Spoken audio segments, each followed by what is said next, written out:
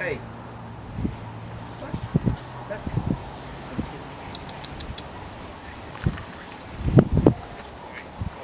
Metropolisieman Renier Jacobs is 'n vriendryker in Lucky. Die verwaarlose brakkie het hy onlangs uit 'n struik gered en daarna as sy eie aangeneem.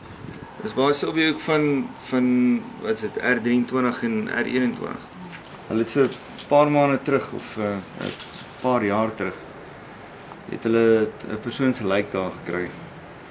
En ek het gedink dit gaan net interessant wees om 'n bietjie patrollie te ry dan. Ek het die honde gehoor blaf of 'n hond gehoor blaf in die bos. En besluit om ondersoek te gaan instel.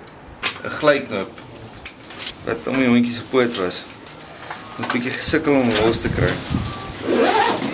Soortgelyke een was om sy nek gewees wat al reeds ingegroei was in sy nek. Maar hy was baie lelik geweest, hy het nou al baie mooi geword.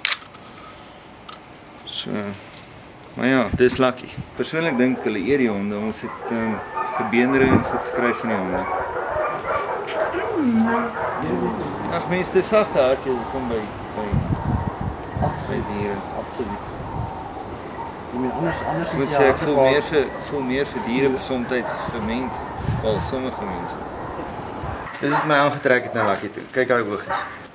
Ja, ek was 9 jaar in die hondenheid gewees. By Ekurhuleni Metropolisie.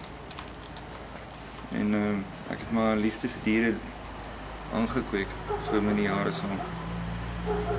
Hy is heel cool met die kinders, hy het goed aangepas met Beertjie.